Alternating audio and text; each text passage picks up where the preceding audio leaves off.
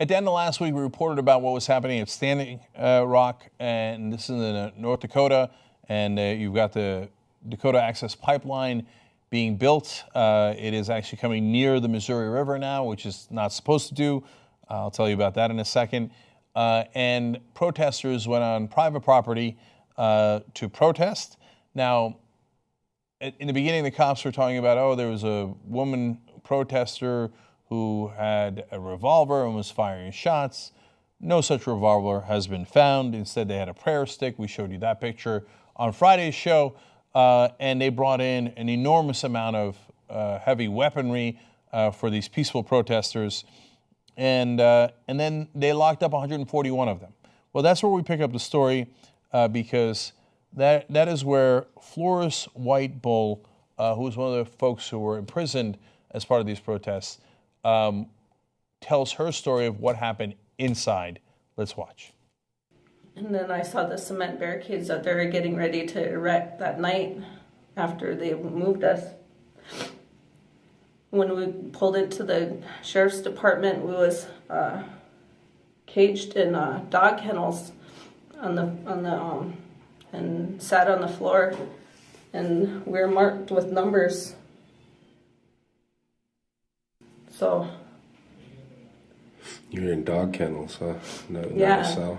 Yeah, we were in cells. We were in the garage, being held in the garage, and they had dog kennels, and there was 2 for the women, and they had tarps up, so we couldn't see out. And we could hear the buses coming. We could see where I was sitting, I could see a crack, so I could see one of the buses pull up. And just can't that whole time, the entire yesterday, I couldn't my mind, I couldn't wrap around the fact that this is happening today. This isn't something that we're reading in history books. This isn't something that we're watching a documentary on. Yeah, nope, it's definitely happening today. In fact, there's more protests. They call themselves the Water Protectors, and I'll tell you why in a second. And don't put numbers on human beings. That's a terrible idea. It's got a terrible precedent.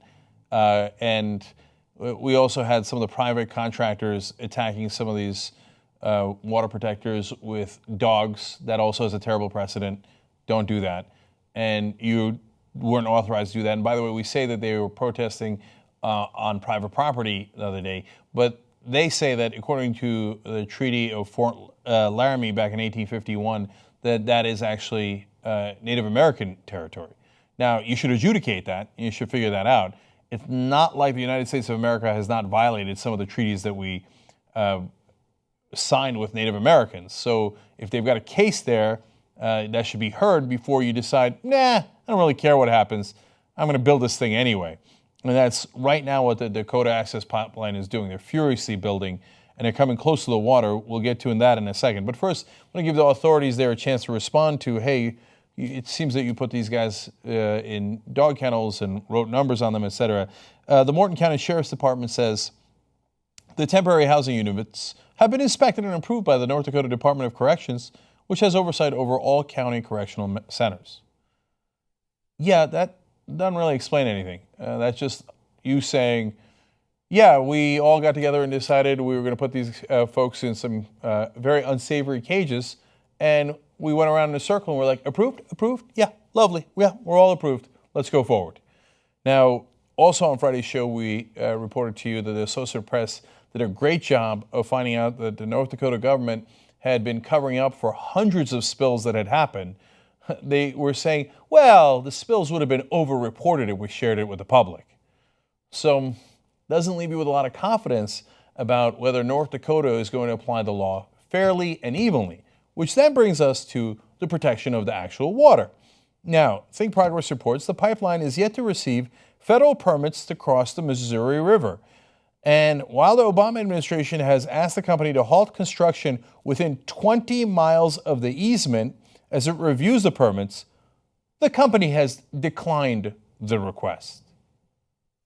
What do you mean it has declined the request? That is the government telling you you cannot build within 20 miles of the river. So why aren't the cops faced in the other direction. If the government has said that you're not allowed to build within 20 miles, you shouldn't be pointing your cops at the protesters or the water protectors.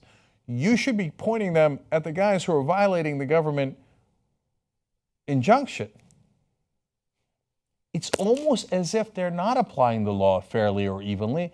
It's almost as if they have decided that they're going to side with the corporations and with the money and not with their own citizens. Young Turks. You know who makes independent media possible? You guys. Because of you, we can actually do this show free of any outside influence. That's what makes us so strong. Become a member today. tytnetwork.com/join. You are the media.